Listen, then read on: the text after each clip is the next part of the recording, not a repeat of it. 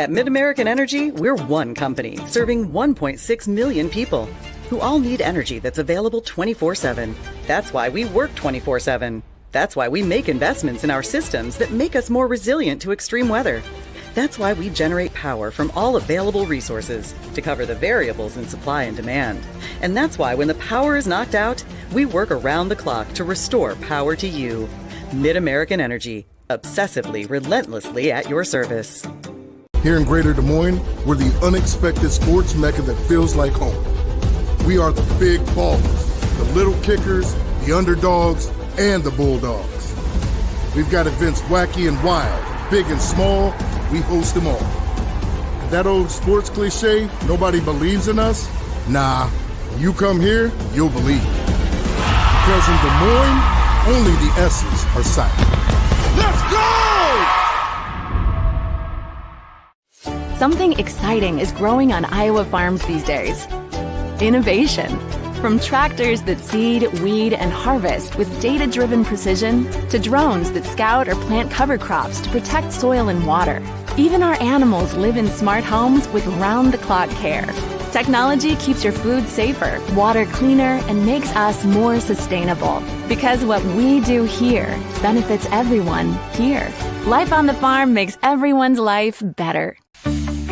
SWIC is a community. Southwestern Community College is a place in rural southwest Iowa where students from across the world come to be a part of a tight-knit family, Spartan Nation, where they study, train, grow, thrive, and are called by name, not by number. At SWIC, we are one.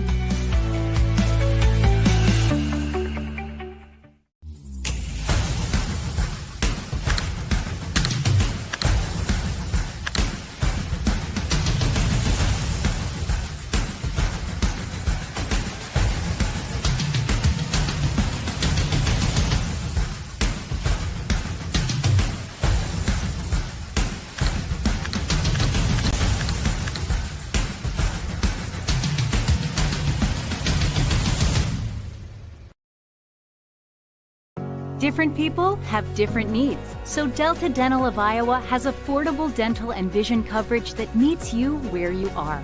Small business on a budget? We have options with no employer costs. Traditional Medicare plans don't cover dental, but we do. And if you can't get benefits at work, you can buy direct from us. Plus, we give back to local communities, so you help make an impact. Choose Delta Dental for your smile, for your health, for your community. Welcome into Lead Recreation Complex here just to the east of the Recreation Center on this campus of Iowa State University. John Schaefer with Andy Pollock on the broadcast for this 2A showdown. Bondurant-Farrar going to try and play upset Cinderella here against Cedar Rapids. Xavier, the Saints have been red hot all season long. Let me see if I can find my brackets handy. I'm already out of sorts. Xavier 7-3-4, Bondurant 8-5-5. This is the 6-3 matchup. We already had a great 2A showdown between ADM and Independence. ADM squeaks out the win there, and now Central Iowa squad and Bondurant-Farrar wants to kind of replicate that against an east side of the state school. And anytime you get the Central Iowa schools against the east side or the west side, there's a little bit of a pride battle going on. Definitely is. It feels like it's that way in about every sport. You've got your concentration centers in Iowa, your west side, you got your central Iowa, and you got your east side. And right now, Cedar Rapids Xavier seems to be always at the top in about every sport. And Bondurant-Farrar, as that community continues to grow and add so many different things they've got over there, certainly in a great area to show off that growth and provide some great athletic teams for our entertainment over the several years. Absolutely. Xavier going to be rocking the navy blue kits with white numbers and letters. And then Bondurant-Farrar in the white top, blue shorts, and blue numbering for their kit today. A rainy Tuesday, and I said it on my last broadcast, Andy, I think out of all the years that I covered state soccer, I never had a rainy day to cover, at least nothing like this. Certainly not like this, and certainly not as cold as what it's been. You see the Xavier ladies out there right now rubbing their arms, getting everything warmed up. trying to get moving. It feels like right now low 50s with the rain and the wind that we've got, although the wind has calmed down quite a bit right now. It's been on and off again all day long. Right now it is on, and looking at the radar, it's going to be on for quite a while, I think, for the rest of this 2A tournament. Very early April-esque weather in Iowa, I'd have to say. I think this is probably early soccer season weather. And, at the end of the day, though, tough ladies out there, they're going to play through it. They're going to have some fun today. Most importantly, they're playing for a shot at the semifinals. Winner of this will play Thursday back here at the Lead Sports Complex. We're off. Bondurant-Farrar starting off with possession, and they'll work it back and settle in. Enjoy today's call. Again, John Schaefer with Andy Pollock. Looking forward to this one.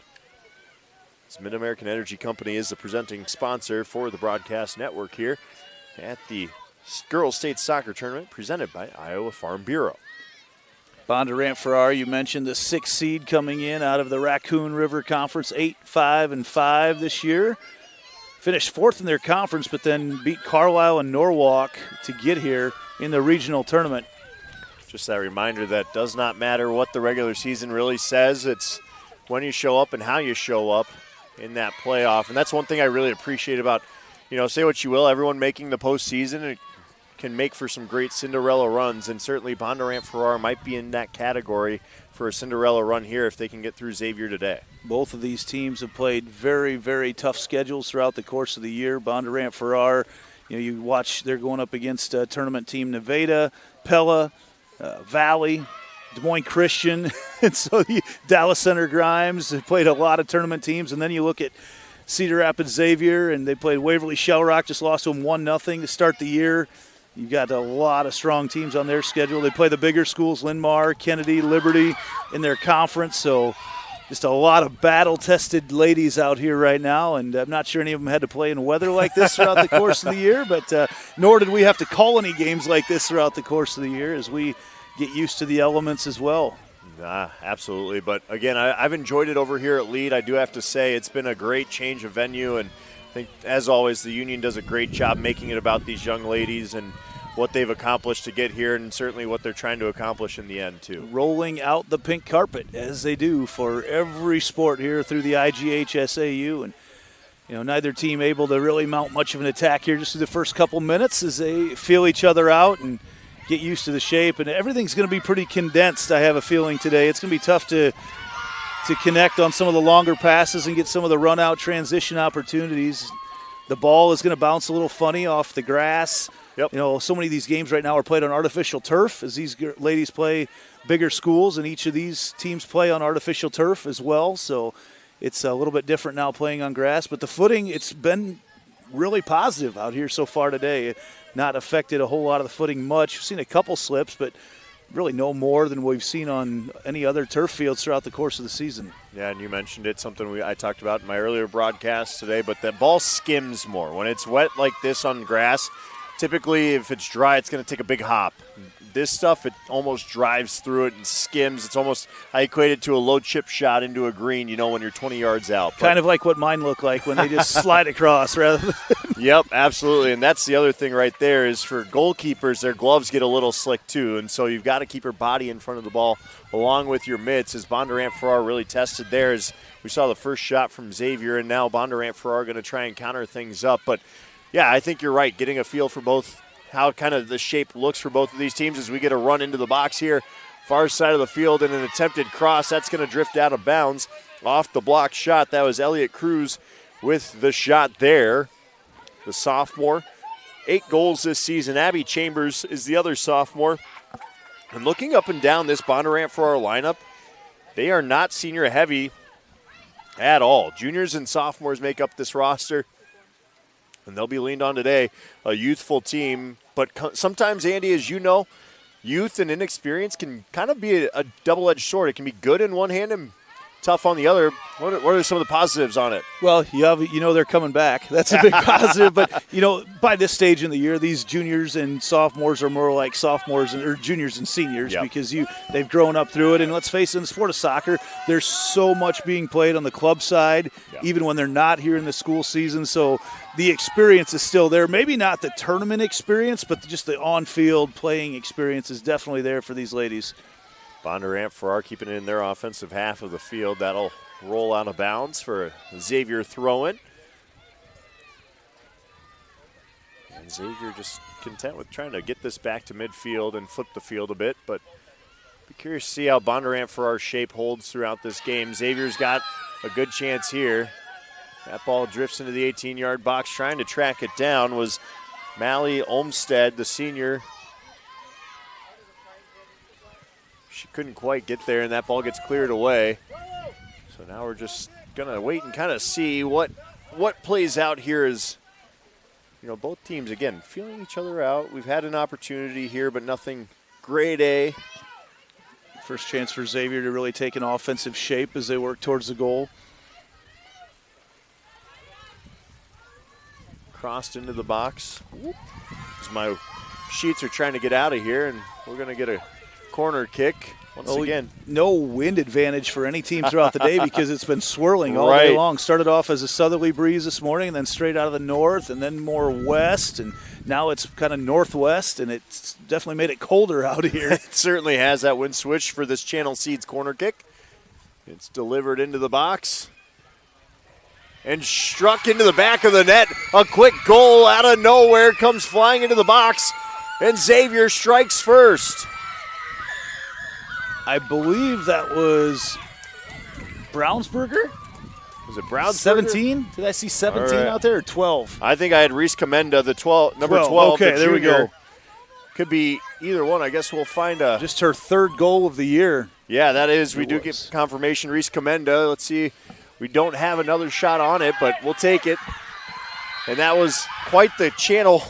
The Channel Seeds corner kicks have amounted to a lot as of late. Kind of just out of nowhere did Commenda come in and hip check it home. Ball went through kind of low liner, didn't get as high as some of the other ones we've seen.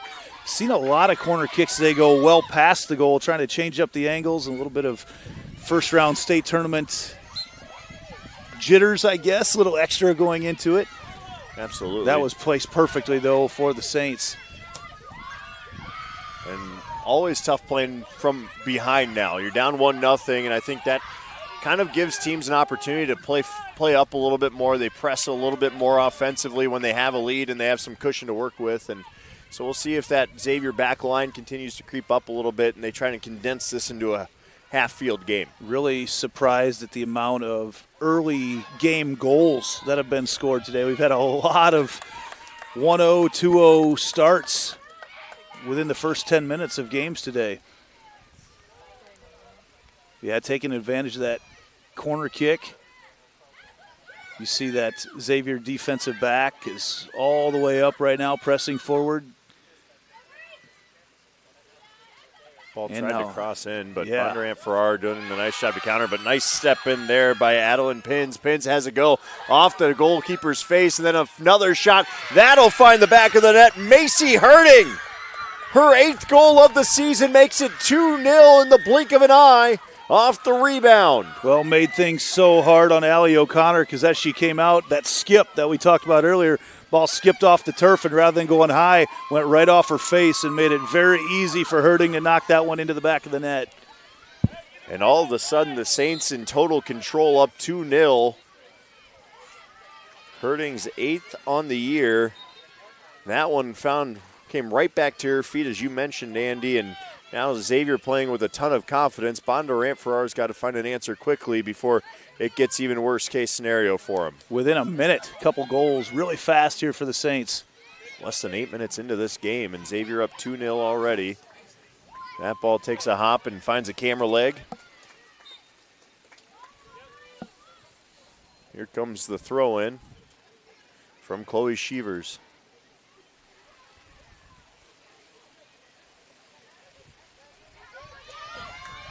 Xavier with possession once again. Going to play a through ball up the middle. Skips again. Hurting coming in, trying to make a play. Nice, defensive play by Bailey Hainline. Getting that ball knocked out of the attack zone. This is the longest amount of heavy rain we've probably had today, and I think that's going to keep kind of deteriorating these field conditions a little bit. Players are going to have to double-check their footing because, you know, even around the football field, you get your feet outside on a wet night, it's going to start slipping and sliding for you. Yeah, well, anymore, though, all these, so much is played on turf, not just, in soccer, but in football, too. So getting the tongue depressors out and digging out those cleats and getting all the mud out of them and getting that sure footing. Of course, we're in Iowa State University where the field turf management, if there's a place that's going to have good grass, it's going to be here. Among the best in the nation, hands down, as Xavier's threatening once again. Cross on the far nice side pass. of the box. Just a little bit out of the reach for Anya Zutenhorst. It's a great look, though, to the far side by Maylee Olmstead.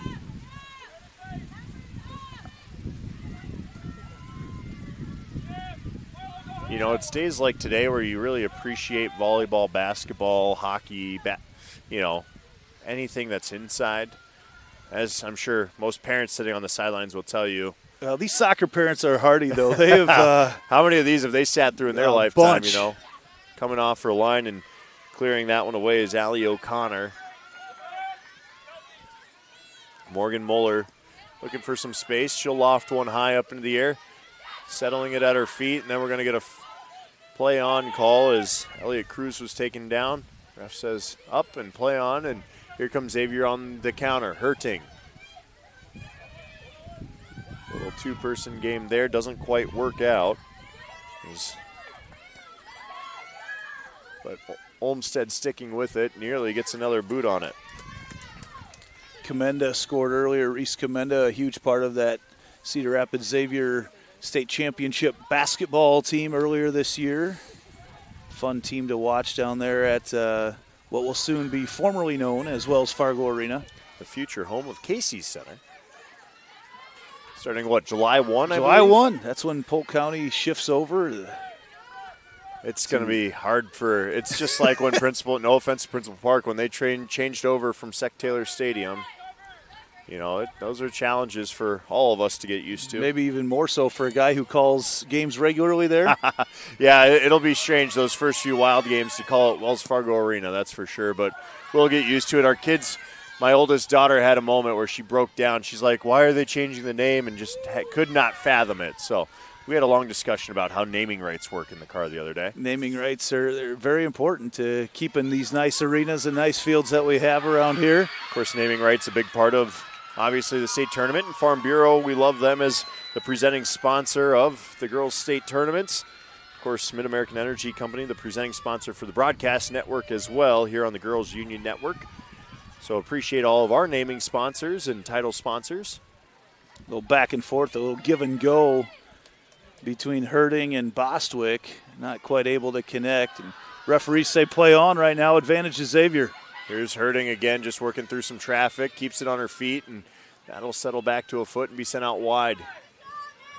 Creating a lot of space. Big save, absolutely, by Allie O'Connor. O'Connor been tested a lot early. That's a big save to keep this just a 2-goal game. Changing the angles back and forth, and O'Connor had to work across the way. Left a lot of room for the shot by Olmstead, and O'Connor made a really nice save. Been saying Olmstead's name a lot tonight as well. She's 8 assists on the year, 4 goals. Really, their scoring's pretty spread out. Macy Herding is amongst their leading goal scorers, along with Anya Zutenhorst. Both have had 7 coming into the game. Both these teams very balanced in their scoring. We've seen teams come in here with ladies with 20, 30, even 40 goals scored on the season, and no one even close to that between these two teams. Just a lot of balanced looks. Played up to the corner. It's going to be a track meet to that corner. And just putting it out of bounds quickly and nicely was Maya Grubel. Well, at some point today, I'm very curious because Xavier, a lot of these ladies are out there with a lot of that glitter in their hair, and I'm wondering how that stays in on a rainy day like today. Maybe it just finds its way in there and stays there forever. Who knows? There's a lot of it out there. Actually, I see Bondurant-Farrar's got glitter in their hair, too, now that they get closer. So not sure how that whole process works. You have a few daughters at home that might be able to explain that one. We made our house a glitter-free zone early on. That is a mess to clean up. Nothing worse than the glitter bombs around the house or, heck, even in the car. That's where you really get dicey. But Here we are. Oh, another opportunity for Xavier off the foot, and a great opportunity. Sneaking under the save by Allie O'Connor, and into the back of the net is Zutenhorst. Anya Zutenhorst makes it 3-0.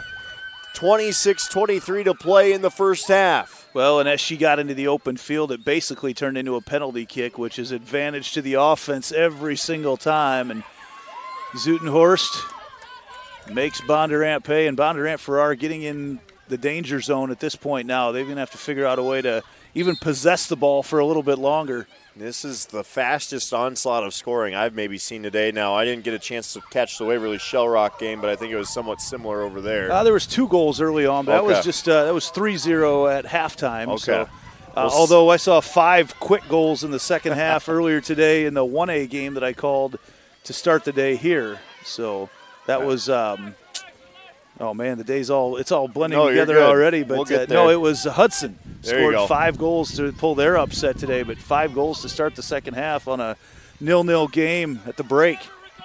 Well, here comes Bondurant-Farrar looking for an answer. A great through ball up ahead. Here comes Brinkley Strickland. Strickland tries to put one on frame, but that's going to be wide. And goes to goal kick. That's the first really jolt of life we've seen from Bondurant-Farrar so far today. As we hear in the background. Again, we talked about it coming in very, very close together are these two fields, and you hear a little bit of everything from both of them. Kind of draws your attention when you hear that. I'm not sure if there's a player hurt out there or sounded like what's a collision, but Bondurant-Farrar on our side of the things within striking distance. Here's the thing. You get a 3-goal lead early, and as that ball sent just over the top, there is still 65 minutes of soccer to play. And if Xavier can score 3 goals in 15 minutes, Bondurant-Farrar's coaching staff is saying, ladies, they can do it that quickly. We can get 3 in 65. Come on, let's figure it out. These conditions will be interesting to see how, if it changes up anything that Xavier does right now is, Bondurant-Farrar, this is the first time they've had an extended offensive possession. They've had the ball down there for over a minute now, but quickly back the other way and a little transition look for Xavier. Yeah, and the last game that we called over here, as Bondurant-Farrar comes in with some more pressure, going south. So right now, Bondurant-Farrar is going north, Xavier going south on this field. The wind out of the north certainly helping those teams going to the south, and so we'll see if things flip momentum-wise for Bondurant-Farrar in the second half. But right now, they've got to find a way to slow down this Xavier Saints team, who's just absolutely lighting the lamp. Keep in mind, they're regional. They won 6-1 over Clear Creek Amana and 3-1 over Burlington. So they know how to find the back of the net early and often. When they were here a year ago, they had a chance to get their feet wet. I say that on a rainy day, but they were here a year ago playing. And Bondurant-Farrar, it's been 10 years since the Blue Jays have been in the state tournament. So you've got some gals with experience in this atmosphere, and it's unlike anything you're going to have in your stadiums during the course of the year. It is just a buzz all the way around the entire complex, and getting used to it. You come down, you warm up on a field that's a little bit of a hike away, and then you make your way back over here and get ready to go. Bondurant-Farrar with another look.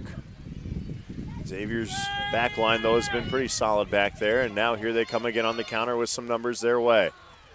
Through ball, knocked down nicely. That was Grubel on the knockdown, and now they'll battle for it at midfield. Good strong move there from Abby Chambers. She comes away with it, sends it up the middle. Pressing that defensive line up front. Just Bondurant-Farrar can't find a foot really in their offensive half right now.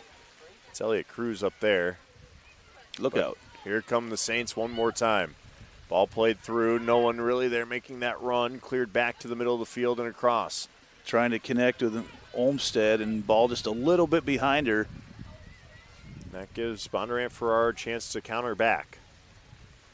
Rolls out of bounds.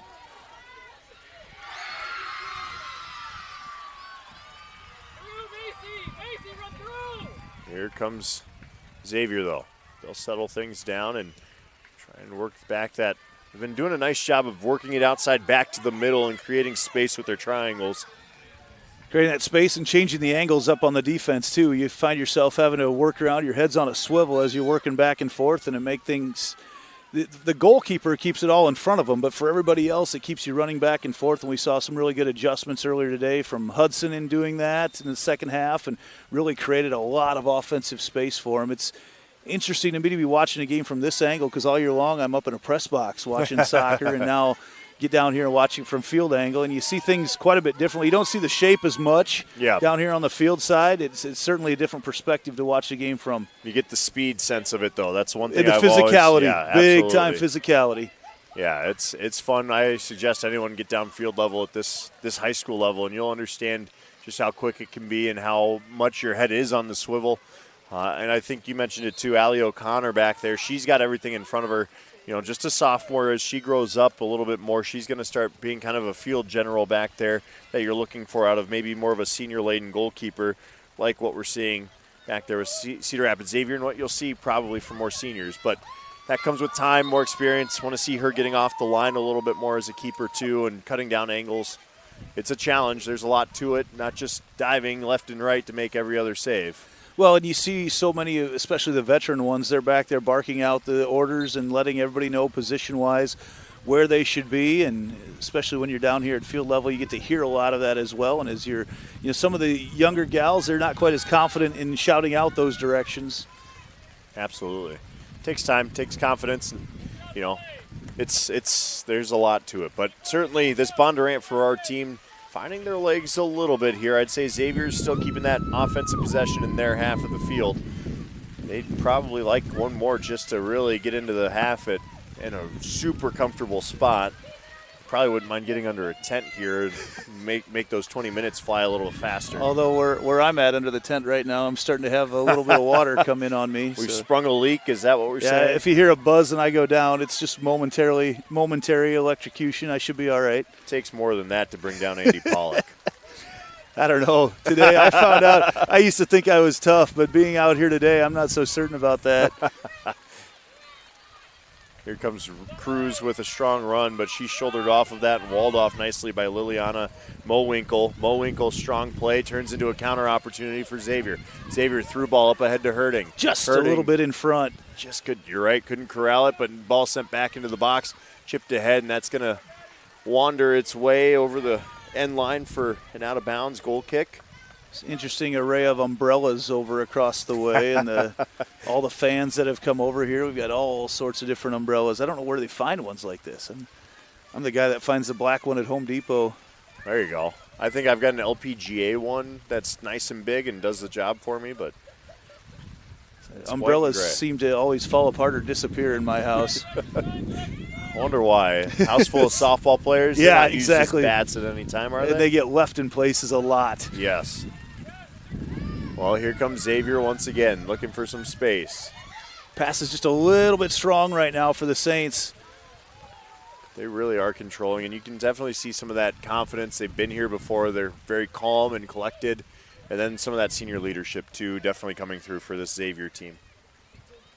We've seen that in several different sports for the Saints over the years. Big foot there. And sent into the box, and here's another opportunity. Shot on goal, finds the back of the net. Strike number 4 for Xavier. Is that Zutenhorst? It's Zutenhorst once again. Anya Zutenhorst, her second of the game, makes it 4-0, and Saints have taken complete control here against Bondurant-Farrar. Well, I think it really started here on the back end. A huge foot put into the ball by Commenda, sent the ball 50 yards down the field, shifted everything. Everybody was on sides, and eventually Zutenhorst was able to knock it in. And Xavier now can, if they want, rest their horses a bit. Granted, don't take your foot off the pedal at all, because Bondurant-Farrar, if they can find a quick one, creates a new life and new energy for the Blue Jays. But the Saints here, they come one more time. It's space they're creating. Cobb ahead to Herding. Herding going to come in now. Has some space around the defender. Keeps it on her foot. Plays it back wisely. Nearly turned over. Sent back into the box far side. And that's just going to be a little bit too far for another one. Just creating a ton of space out here, though. The passes are connecting, and they're spreading out that Bondurant defense and creating some great offensive looks. I think the big thing is they're not trying to play balls out too far ahead of anybody. They're really playing the ball to the people's feet and their players' feet. And that's such a game changer in conditions like this. You know, when you're relying on a ball over the top or a through ball to have someone track it down or run it down, it's just not really going to happen on this kind of condition. Got to be dropping dimes in that situation. No kidding. All the different things that can go wrong out here on this grass. Wet grass, windy conditions, cold. And again, as O'Connor grows up a little bit more in that keeper role, her coming off the line in those situations to help cut down those angles is going to help her, and something for her to keep working on. I'm sure this Bondurant-Farrar team or coaching staff is doing that and keeping these things in mind. But you're right. Outside, we mentioned it earlier in the broadcast, club soccer, these girls have been playing year-round probably the last 5 years at least. I know in Ankeny they start at 4, and I don't think that's super unique to a lot of places right now. Nope. My daughter's in that rush program over there, and there's Bondurant-Farrar coming right back the other way, but Saints step in and take it away, send it into the box and knock down. Cleared away once again. Just really not giving Bondurant-Farrar any chance right now. Oh, nice connection.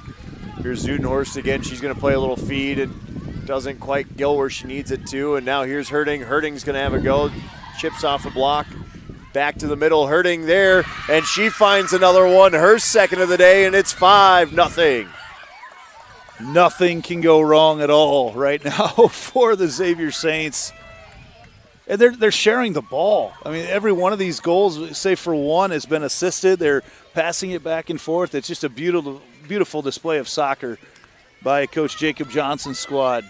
Absolutely. And Bondurant-Farrar right now just kind of looking around at each other saying, all righty, well, now what? You know, and that's a scary spot for any team. And certainly it's one of those where you want to get to half quickly and just recollect and tell your team to calm down and let's just have fun these last 40, right? I mean, it's one of those, I think, loosen your team up, enjoy the moment, and just see what happens those final 40. Well, we've got the Xavier squad, their bench over here to our right, and they can smell the blood in the water right now already early in this one, up 5-0. And they've got a bunch of excited ladies over there.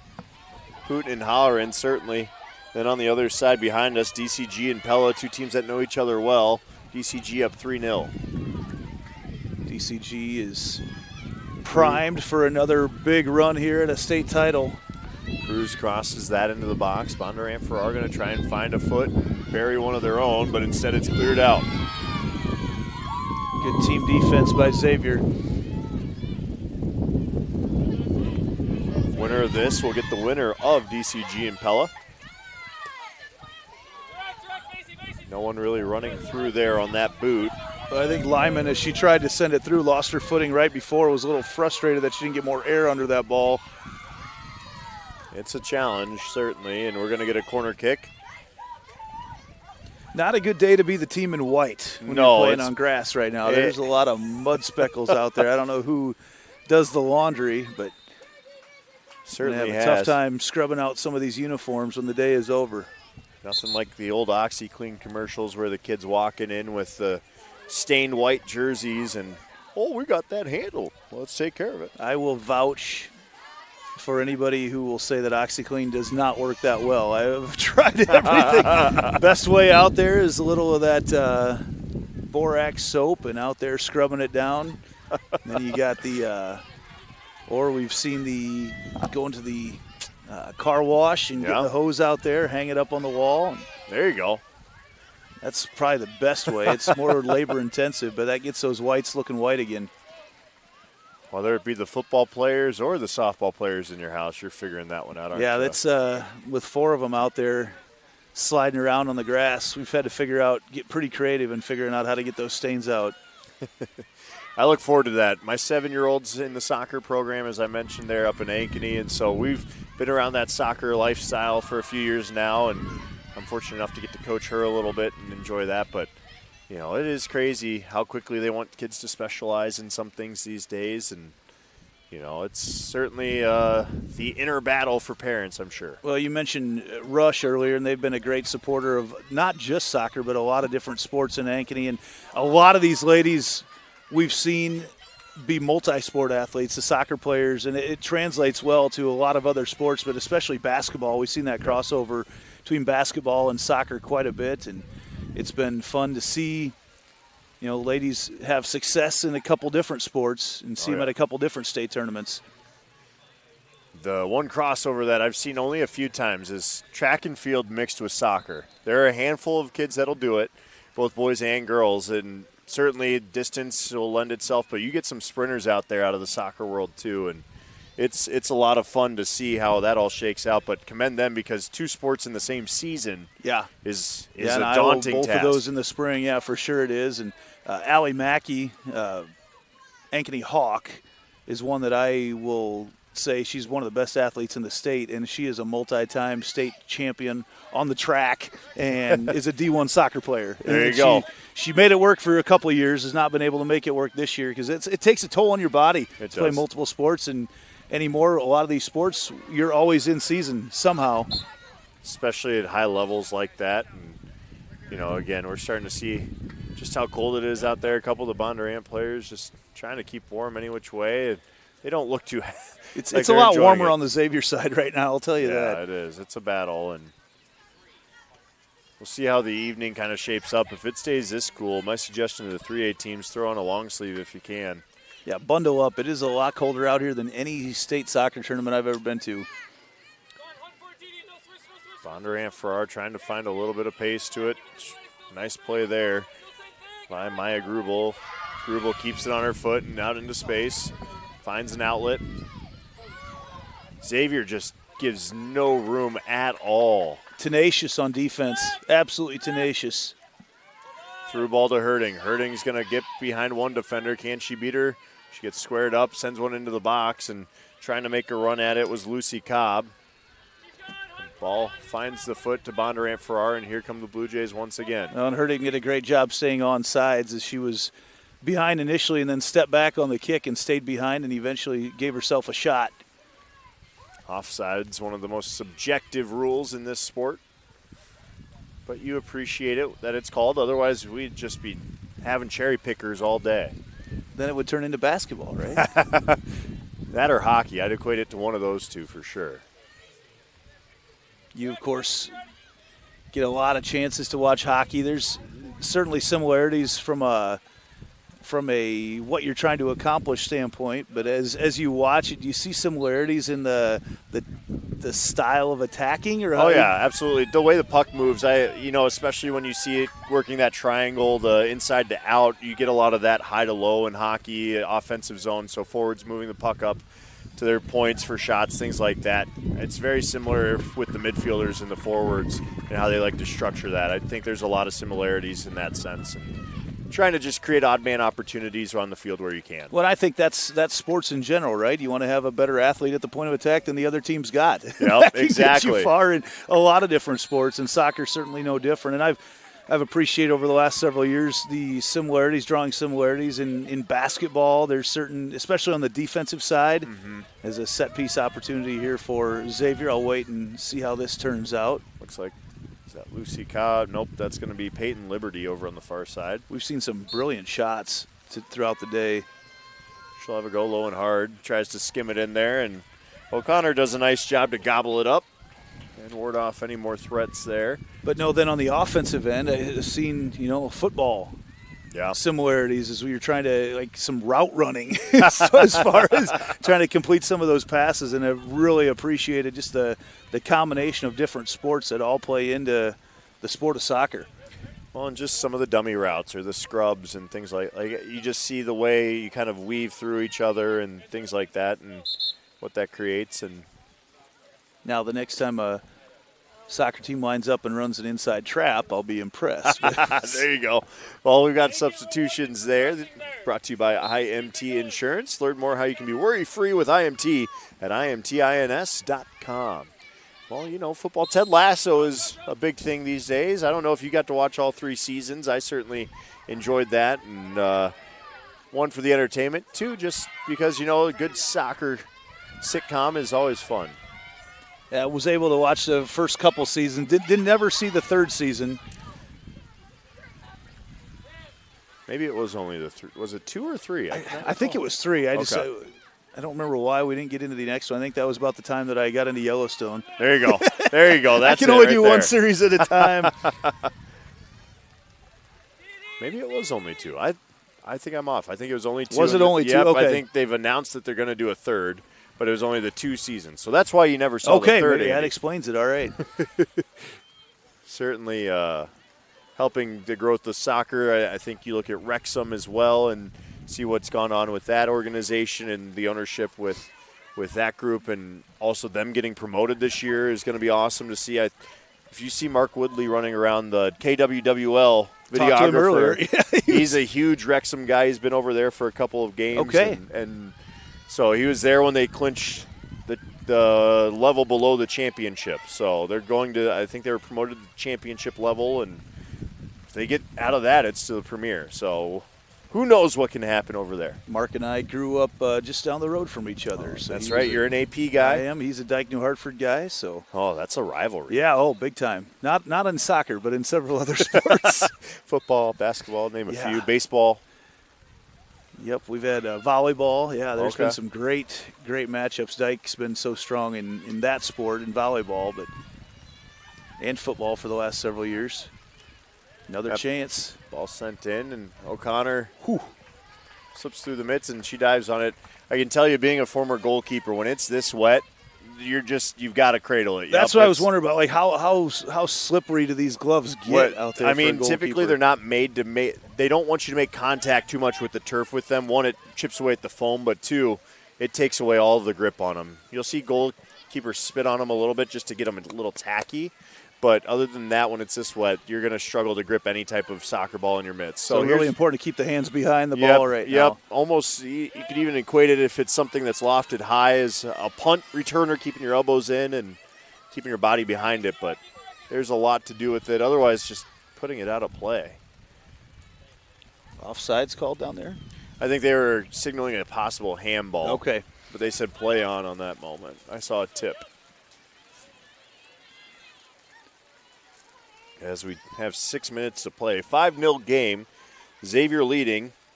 It's been all Saints from about the first, 7 minutes in?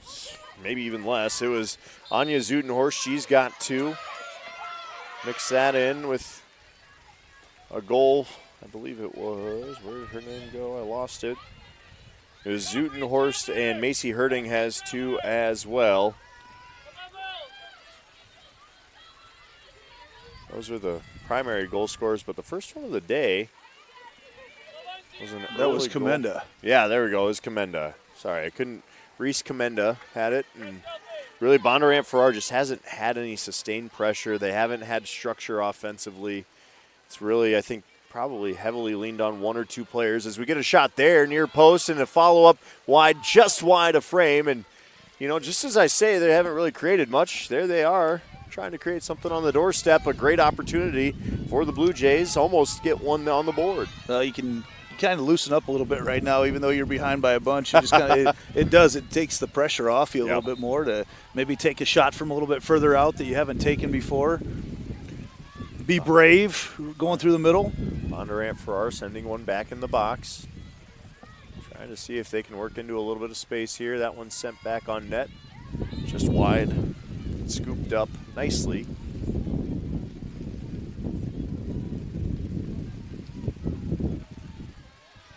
Lanny Kuntz, I believe, in net today.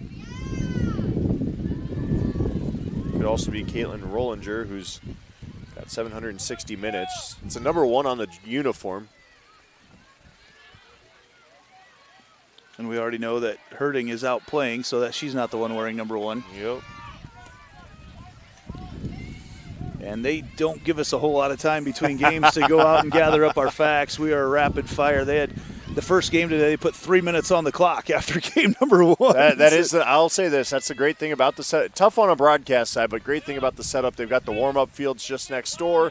Teams then walk over, get a quick sprint in, and that was a collision there at midfield. And that looked more like a linebacker meeting a running back. Yeah, hole, it really did, and might be a little banged up there for Deirdre Green.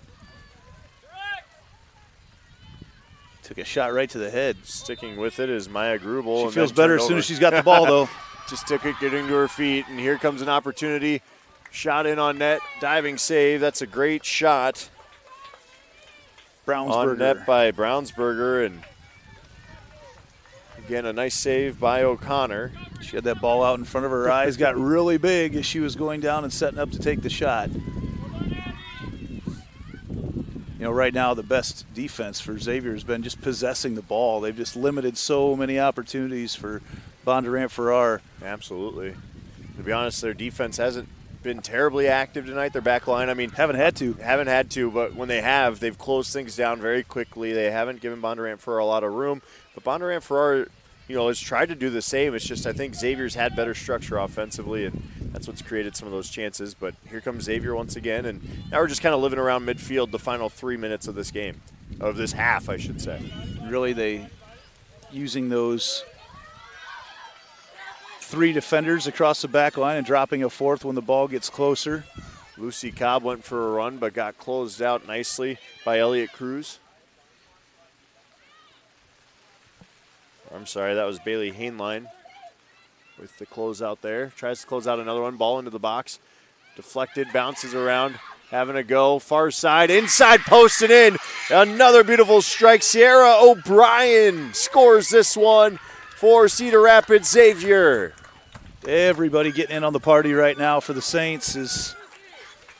It is just clicking right now. Everything that they're touching is turning to gold. O'Brien, a senior, just her 2nd goal of the season, and what a moment for her.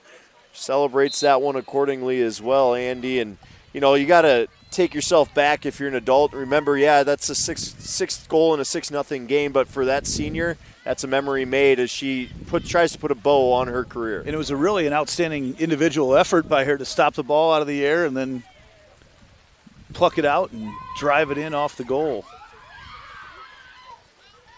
Man, did not see, you know, we knew it was going to take a great effort for Bondurant to win, but Xavier has just come out with laser focus today. Well, Xavier's 3 losses, that was crazy. Yeah, we got played a little ping pong cement block in front of us. Well, if you look at Xavier's 3 losses, Iowa City Liberty, bigger school. Linn-Mar, 3-0, bigger school.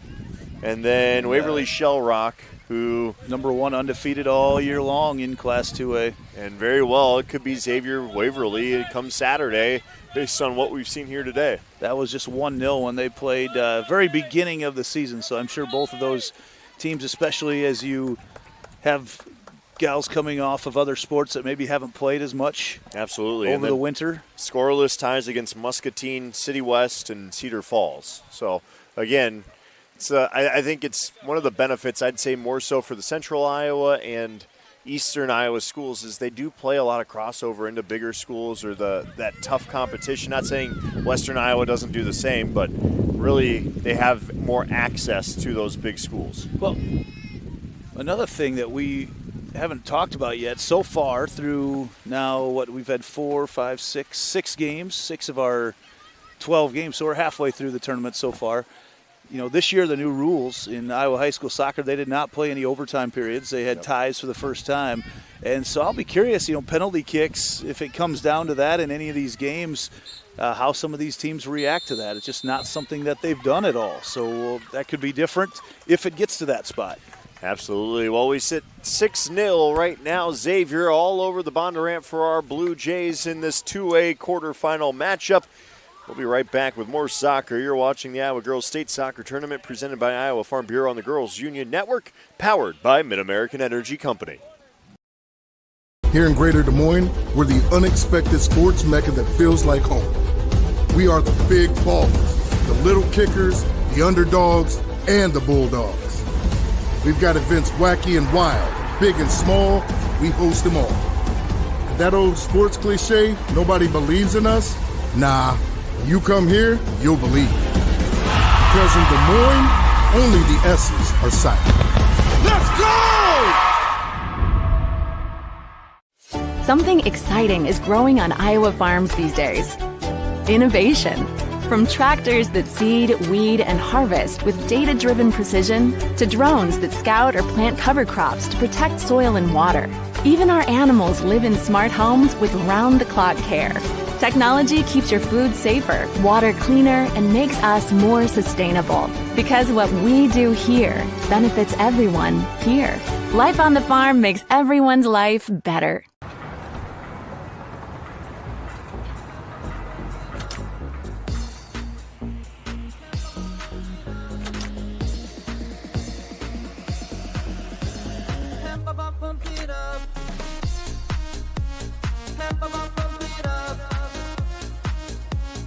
fuel choice that's cheaper, homegrown, and better for the planet? Now that's worth the hype.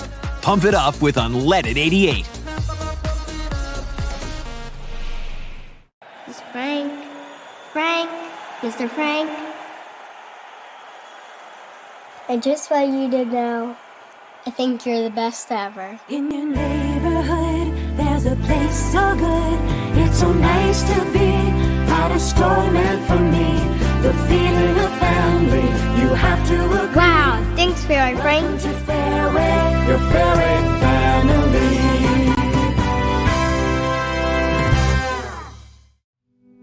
Freedom Tire is proud to support the Iowa Girl through their sponsorship of the Iowa Girls High School Athletic Union. With 6 locations around the metro, you're never far from getting you back or keeping you on the road. Our certified staff and state-of-the-art technology means you can take comfort knowing you've got the best work at the best prices. Give us a try at Freedom Tire, a proud supporter of the IGHSAU.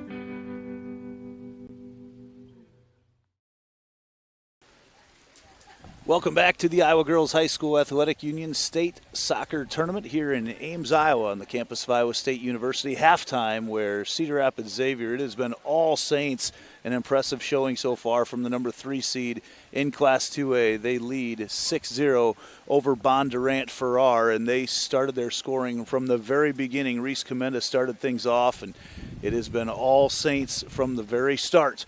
As we sit here in driving rain today and very, very adverse conditions to play in. Not exactly how you'd want to be playing your state tournament, but Cedar Rapids Xavier has made the most of it. We'll take another break and be back and get set to go with the second half right after this. The IGHSAU State Soccer Tournament presented by Iowa Farm Bureau.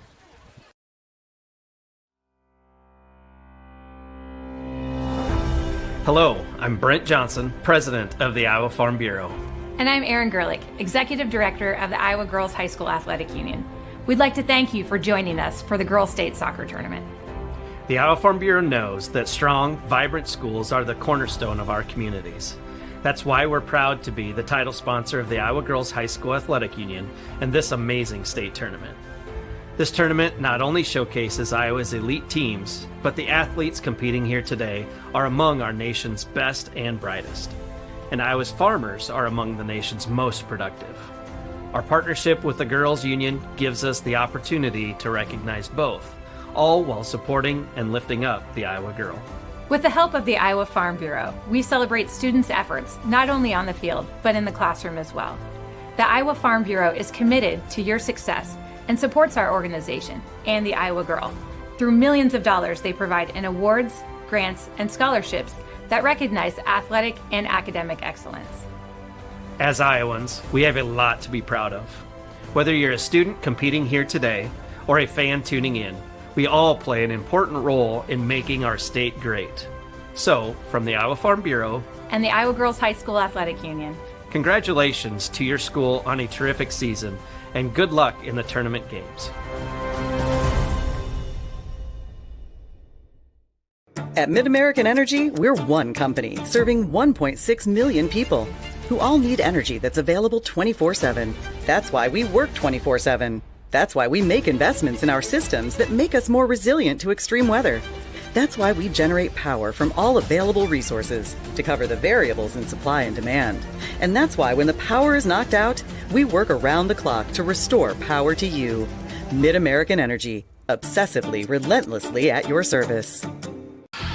Excelling in athletics takes teamwork, dedication, and a commitment to excellence. These are the same qualities that help our pig farmers and our communities thrive. The Iowa Pork Producers Association is proud to support statewide high school athletics and the student athletes who make us all proud. Visit iowapork.org/WeCare to meet the people behind the pork and hear about our winning approach to caring for our pigs, the environment, and our communities. Here in Greater Des Moines, we're the unexpected sports mecca that feels like home. We are the big ballers, the little kickers, the underdogs, and the bulldogs. We've got events wacky and wild, big and small, we host them all. That old sports cliche, nobody believes in us? Nah, when you come here, you'll believe. Because in Des Moines, only the S's are silent. Let's go!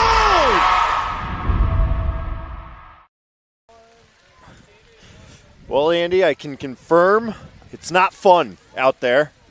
It is windy, rainy, cold. I'm in pants, a polo, and a long sleeve, like, nice little light Carhartt jacket. And I'm still chilly, so now imagine putting yourself in moisture-wicking t-shirt and shorts with probably very little warmth under. And I haven't seen anyone wearing any sleeves underneath their uniforms. I today saw either, one so. Bondurant-Farrar player wearing sleeves, and she's the smartest girl on the field right now. Say what you will, she is the smartest. Well, we just haven't had to deal with this. The last few weeks in Iowa, the last few weeks of the season has been just beautiful. State track meet was awesome. Several records set this year, and just haven't had to deal with adverse conditions like this. And, of course, it comes today during the state soccer tournament as we're out here and nowhere to go. We're exposed to the elements.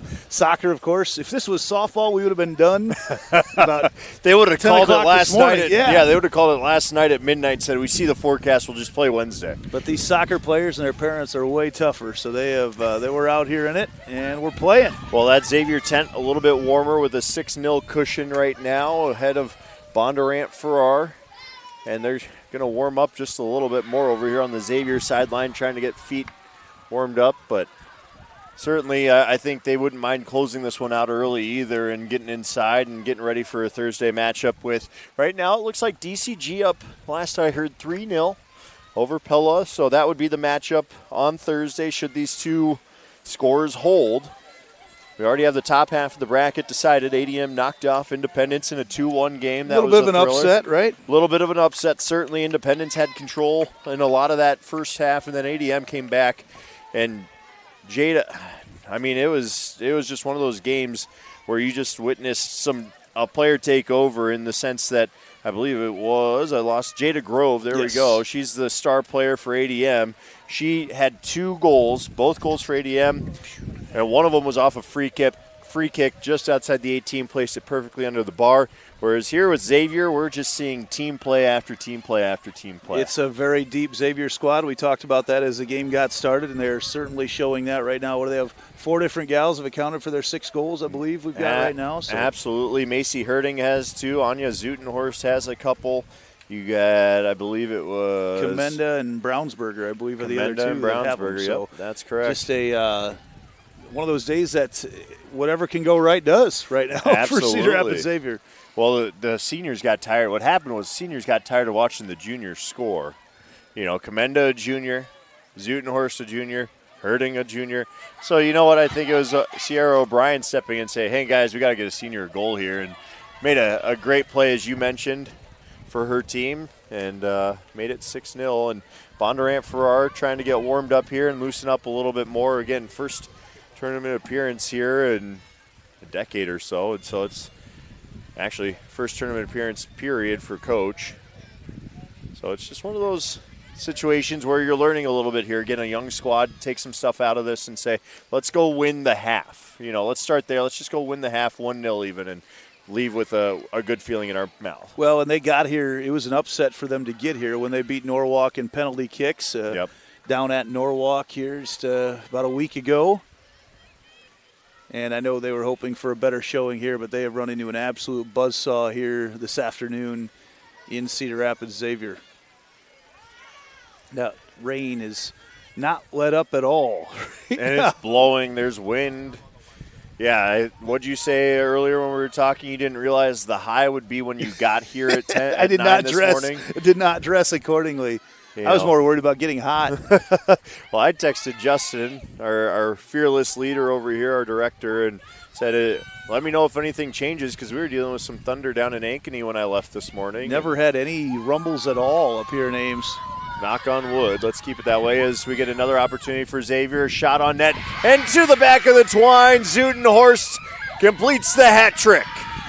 The stop and start move there from Zutenhorst. Wow. Cleared herself some extra space and put it right in the top left corner of the goal. Zutenhorst third on the day makes it 7-0. Just 23 seconds in, and she celebrated it. You can hear the Cedar Rapids Xavier bench alive and well with her, too. Big smile over there from Zutenhorst. Did the little dance for her bench. she might have another chance here. You know what's going to be scary, though, next year is this Bondurant-Farrar team is going to remember how this feels. And every day they're going to be motivated to get back here and prove that, this year was kind of a fluke. Well, and you mentioned it's such a young Bondurant-Farrar squad, the only senior on the team, Macy Denham. So they, I guess Kylie Whistler as well. Denham brings all the scoring there. But they're a young squad. Their leading scorer, Abby Chambers, 14 goals on the year. Just a sophomore, Elliott Cruz, sophomore as well. She's got 8 goals on the year. And there's another finish and goal number 8. As that's Herding completing the hat trick now. Macy Herding's 10th on the year makes it 8-0. And now Xavier putting the exclamation point and all tournament team stats up right now for these players. Continuing to rack them up, and this is situation now Bondurant-Farrar playing for pride right now and just try to make this game last. And I believe there is a mercy rule. As far as I know, it still applies to the state tournament. Get it to 10 goal difference, and that'll be icing on cake. And I'm sure Xavier actually wouldn't mind getting out of here a little bit early with it. Their fans certainly wouldn't. Mom and Dad want to dry off on the drive back, maybe stop at Hickory Park or something like that for some barbecue on the way out of town. Though I'd argue there's other great options in town. Yeah, there are some outstanding, the barbecue here in Ames is cornbread and Jethro's. You get and then you want to sneak down to Luther maybe for some what you smoking. Yeah, absolutely. You turn this into a Food Network show here pretty soon. With the Dads of Ankeny group you got going, every other day I feel like someone's talking smoked meats of some sort as we get a shot on frame there from Elise Robb. But, between smoked meats and other things on that Dad's group lawn chat. Questions. Yeah. A lot of lawn questions. A lot of lawn questions. They us say dads got to manicure those things finally. So I did not bring my grass-stained New Balances out here today. I should have. It would have fit better with the what 405s deserve a better day. I went with the cargo shorts, but man, they're just operating at a different gear right now. Xavier is. They really are, and it's one of those situations where their structure's just clean right now. You can tell they know what to do, how to handle situations. That's not saying Bondurant-Farrar doesn't. It's just experience is kind of outmatching this one right now. As thankfully, none of our cameras were up on the stanchions today. They would have been ducking for their lives. We would have seen quickly how athletic Grady Anderson is, although I saw him at the bottom of a dog pile last night at a baseball game. So with a camera in hand? No. He's a statistician for the Ankeny baseball team, and they had a big win last night. So he was out there huffing and puffing as he sprinted out to center field. Got to ask, though, how wet are you right now, Andy? You're right on the seam of two of these tents. Yeah, I am absolutely dripping right now, and Grady's the one that's over there dry as a bone. But, yeah, I am. I'm riding home with our previous color man, Austin Oliver, and I hope he's got a towel for his seat because it's this is why they pay us the big bucks. Yeah, Andy. exactly. Here comes the corner kick from Channel Seeds. Got to get our sponsors in there. We haven't had a ton of sponsorship calls. Of course, Iowa Farm Bureau. State Tournament is presented by Iowa Farm Bureau and a Girls Union Network powered by Mid-American Energy Company. Certainly thankful to both of those sponsors as, without them, we're not really able to do what we do out here for the state tournaments, and they provide great means as that was the Xavier bench is just having a blast right now. You wouldn't know that they're sitting in 60, 50-degree weather and pouring rain and wind. Well, I think Marlo Ginther sent a charge into their bench when she sent that ball.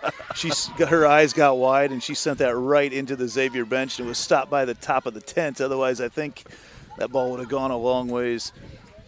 Very long. Onto the other field where DCG and Pella are playing. Shockingly, haven't had any crossover errant soccer balls. No, that's great. Well, there's enough going on between these two fields in the roughly 20 yards that we've got between them. There's enough going on. It would take a lot for a ball. It would have to go over. It'd have to definitely go really over. Tough to get one through. Maybe through the scaffolding that will hold our cameras on Thursdays, really the only way it's getting there, but no less. We digress. As we have a lot. It's something you kind of have to navigate. 8-0 game here. Bondurant-Farrar still looking for their first goal of the state tournament. Xavier, meanwhile, trying to get this score inflated up just a bit more. It's at 8 right now. Turnover created, but sticking with it. Very, very strong there for Bondurant-Farrar, but here comes a run for Elise Robb. That's sent into the corner and into our tarp next door. It's an interesting spot to hit us in. I'm not sure we've had a ball come from that side. Not that before. angle. Yeah. That's a sharp angle shot. And field really is holding this rain well. Where it's most worn down is where our line judges are running back and forth. Exactly. That's really the only spot. That was my thought, too. Ball sent back towards the box for Bondurant-Farrar. Of course, the referees need footing, too, so they got their cleats on. It's a well-worn path.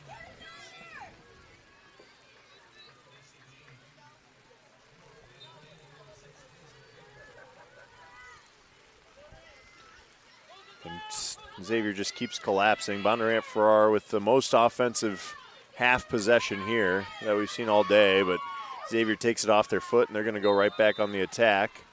Ball played ahead.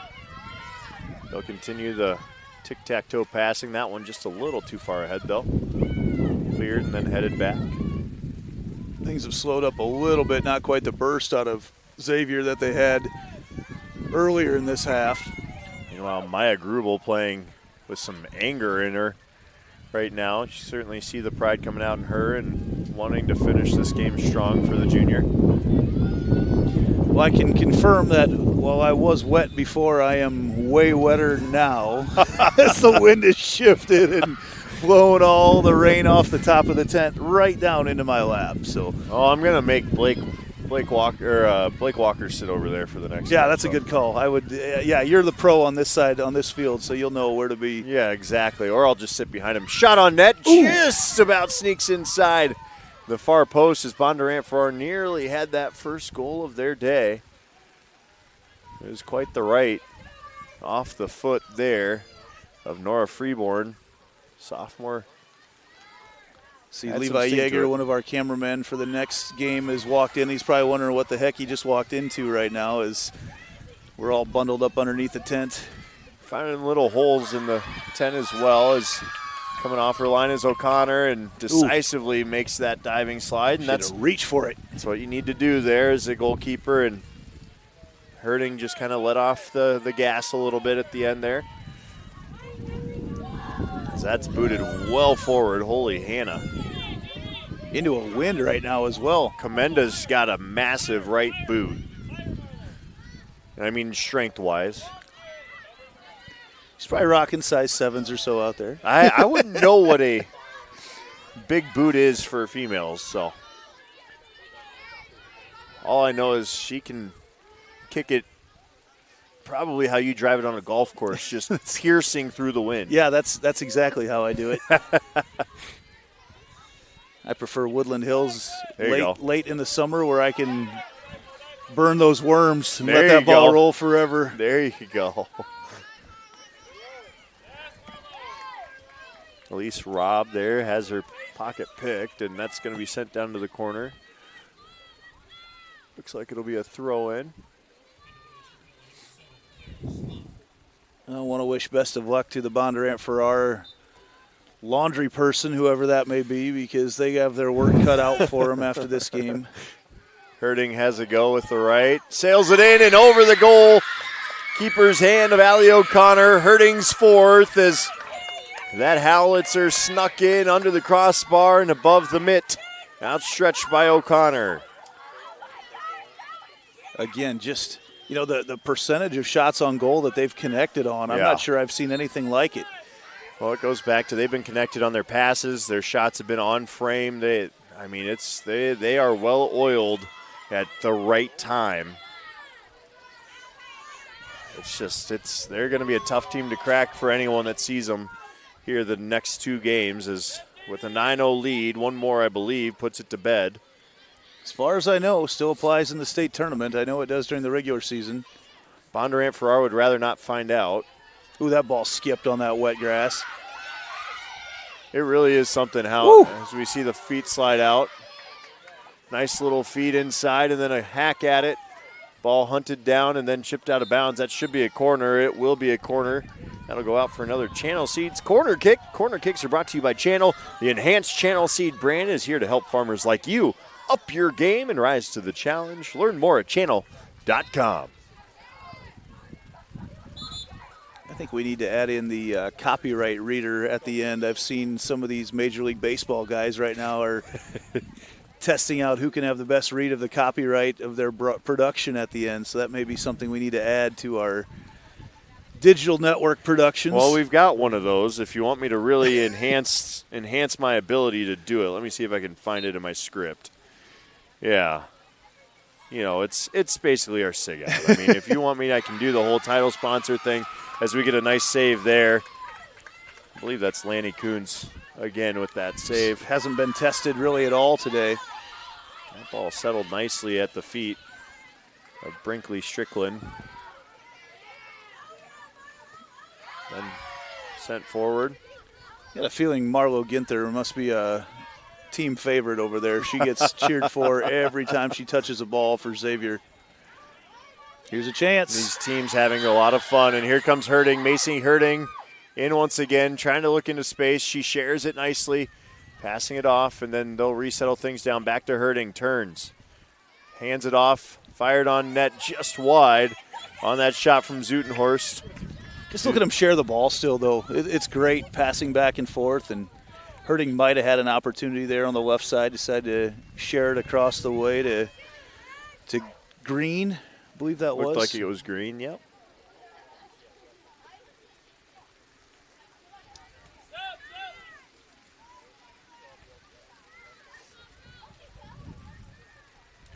Xavier with it once again at midfield. 27:40 to play or so. Ball sent back toward the box. A run here. Zutenhorst couldn't quite get a foot on it as that ball skipped under it. Just a tough to corral those if you're used to that ball taking a bigger hop and you want it to go there and it just slides right under the cleat. But again, so much space for the shooters from Xavier. It was one-on-one in front of the goal once again.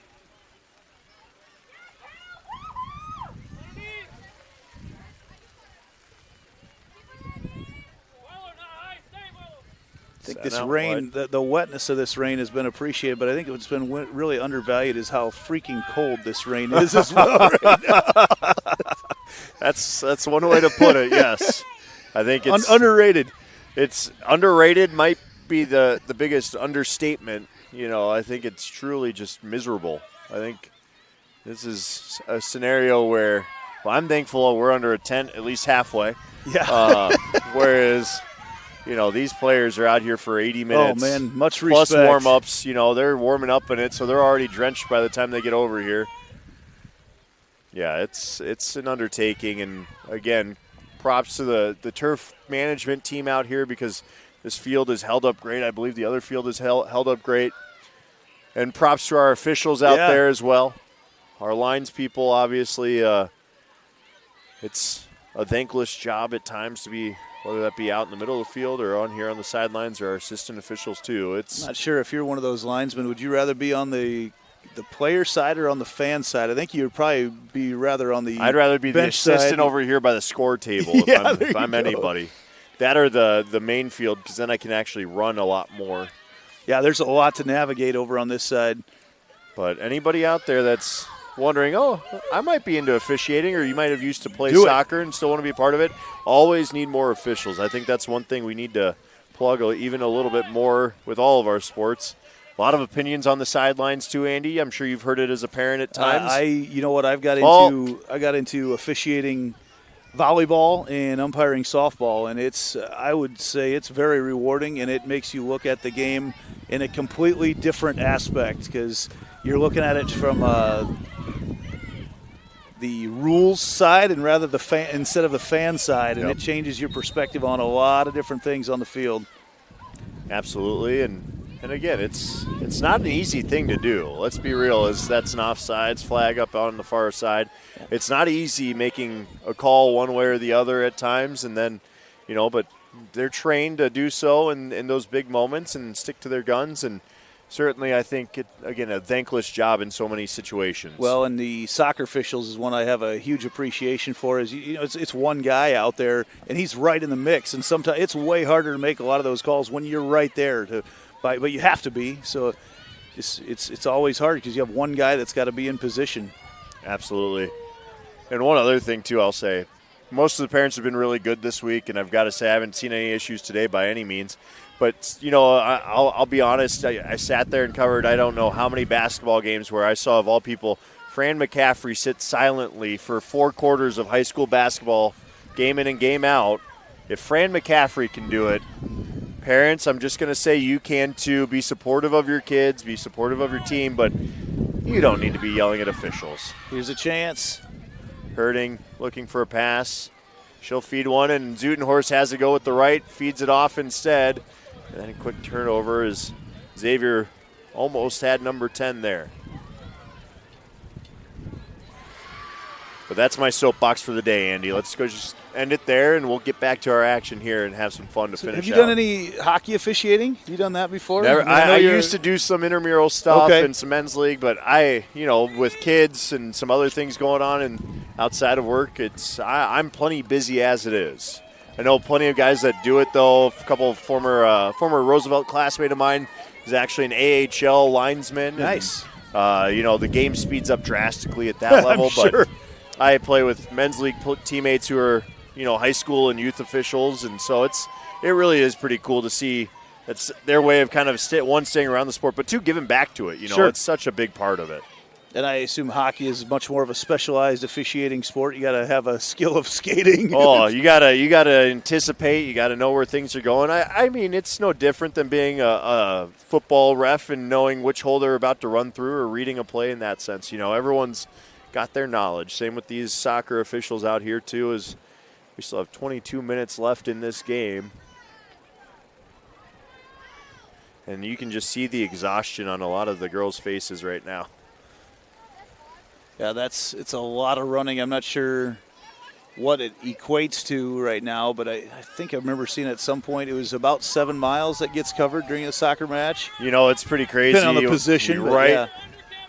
It's pretty crazy. Nowadays they've got some of those stat trackers. GPS trackers all over. GPS trackers, yep. And, the football players up here at Iowa State wear them and things like that. But it's crazy when you really look at the stats, their max speeds and things like that, and the bursts. And, again, such a scientific edge to the game nowadays that didn't exist when we were coming up through ranks and that kind of thing. It was just pure brute strength in a lot of situations. Well, and it's not just the distance run, but it's the amount of change of direction that you have and how often you get to top speed, and it allows all the different training aspects then to come into play. How do you train somebody? Are you training them more on the start and stop? Are you training them more on the top speed? And what do you do going about doing that? So just has made this game way, way, way higher level than it's ever been before.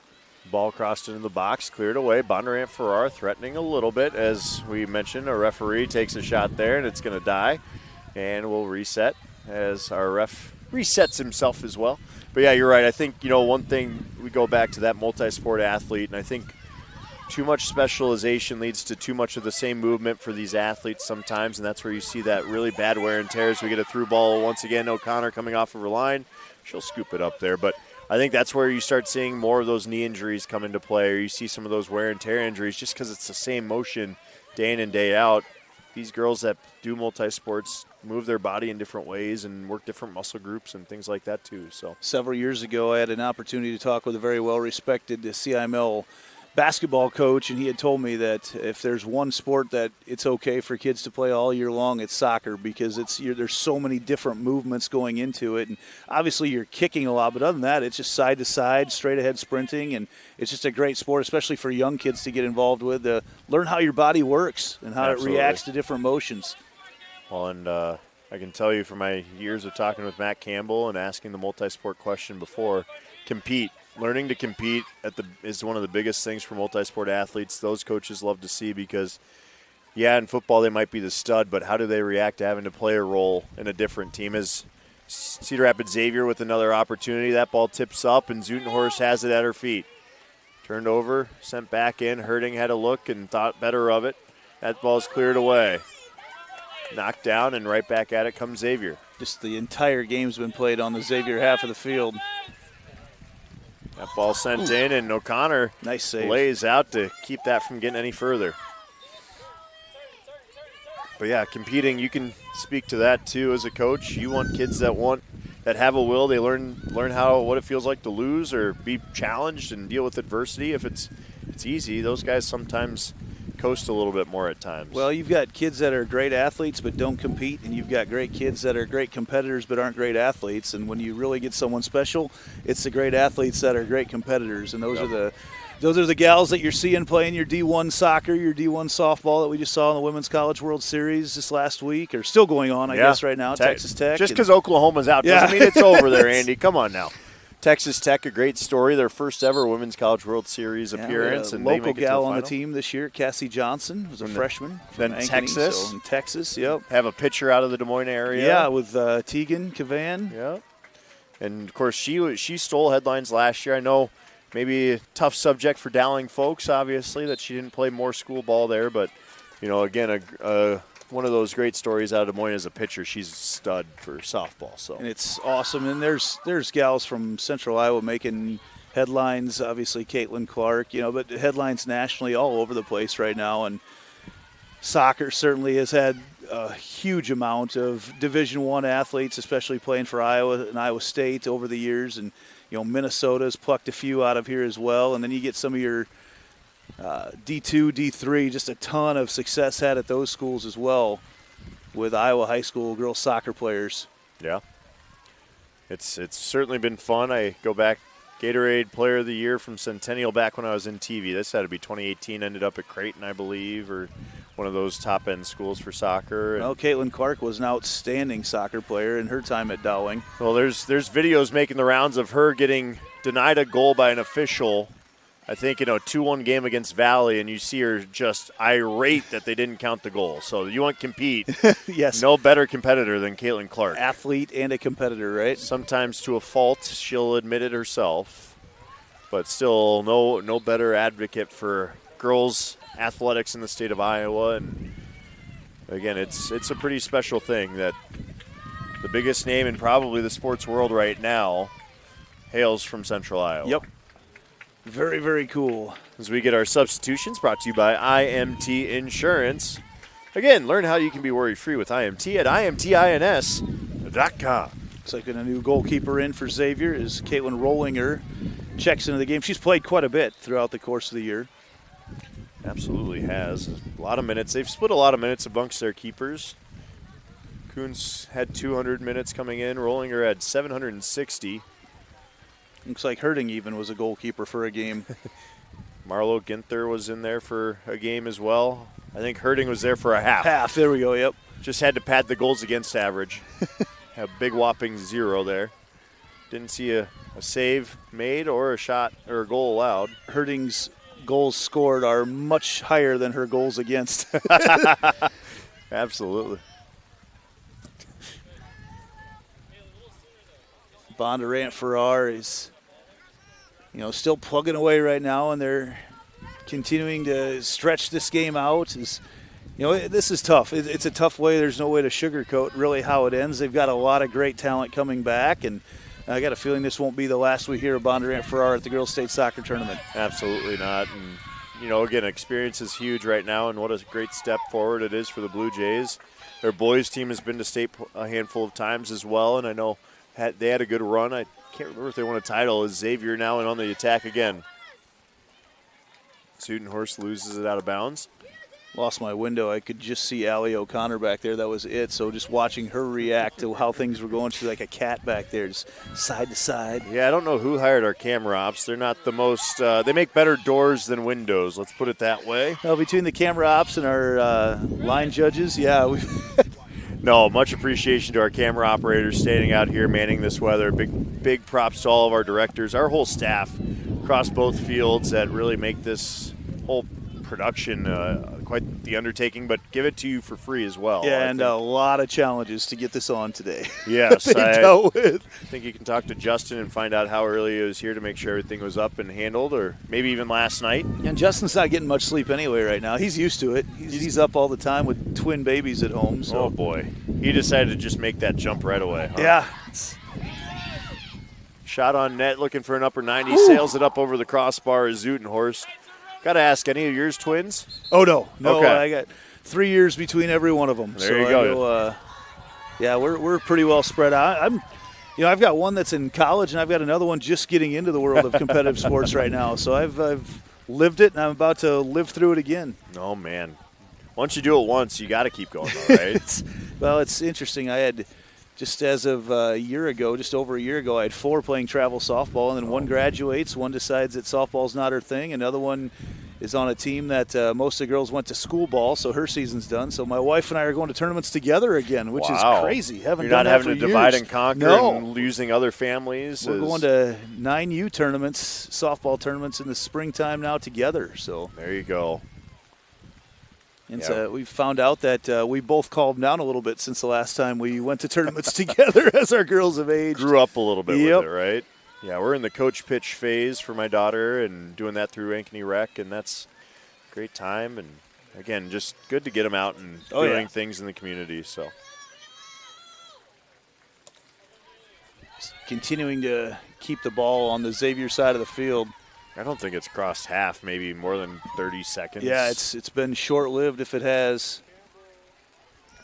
Again, this structure for Xavier's just been daunting. It's tough to crack, and Bondurant-Farrar, when you get back on your heels already, and makes it that much harder. But credit to Xavier, credit to Bondurant-Farrar for staying strong in the end of this game too. We've played now 37 minutes, I think, with a 9-0 score, and here comes Xavier once again, trying to get a through ball going, but no dice there. Strong run. Once again from Maya Grubel. Grubel's been going full speed ahead. Here's the star of the game right now, Zutenhorst. That ball's over the top. It skips out off the foot and putting it back. There is the kiss and the seal. Sierra O'Brien, and she gets her second. And that is our soccer game. 10-0. Cedar Rapids Xavier ends this one against Bondurant-Farrar. They'll move on to the semifinals. Moving to 8-3-4 on the year. Bondurant-Farrar will finish the season 8-6-5. Certainly nothing to hang your head about for Bondurant-Farrar. You're one of the best 8 teams in this state. Made it to state tournament. Obviously not the outcome you want in that sense. That's a really highly touted Xavier team that's going to be tough out the next round. And just one of those days where everything was clicking for Xavier literally from the very beginning. And as Bondurant-Farrar, they'll look back on this and they'll have their great memorabilia from the tournament and look back, and they'll still smile when they look back on their state tournament time. It was a great run for them, very memorable. Got to extend their season out another week, and always fun when you get to the state tournament and make some memories here. Young team too. Very Every young. opportunity Very to come young. back next year and make more out of that. But certainly a big win. 10-0 is quite the outcome, as now we're a little bit ahead of schedule on this field. As we'll turn it over for PA for our trophy presentation quickly, if I'm off mark on that.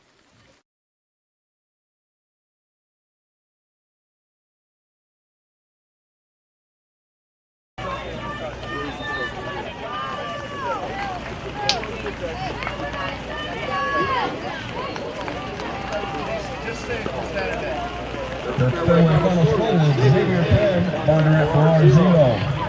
Ladies and gentlemen, at this time I'd like to direct your attention to the field for the awards presentation. In addition to receiving medals, every player will receive a commemorative soccer ball provided by Iowa Farm Bureau. Title sponsor, Xavier High School Athletic Union. Presenting awards today from the IGHSAU's Executive Director, Aaron Burke, and Soccer Administrator, Gary Ross. Congratulations, Head Coach Olivia Benham and the Bondurant-Farrar Blue Jays for an outstanding 2025 season.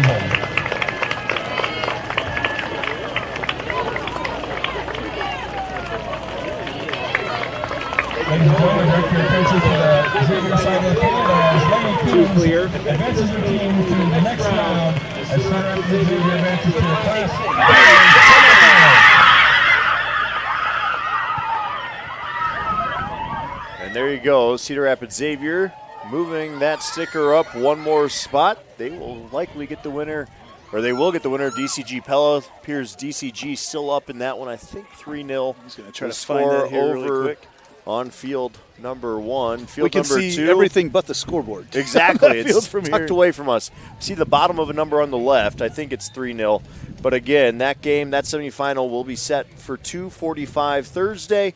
Right back here. Oh, I'm sorry, 5-0 DCG up on Pella. So an onslaught there, a bit lopsided, but no less. It's certainly been a fun one for Cedar Rapids Xavier fans. Bondurant-Farrar, season well done to them to make it to state.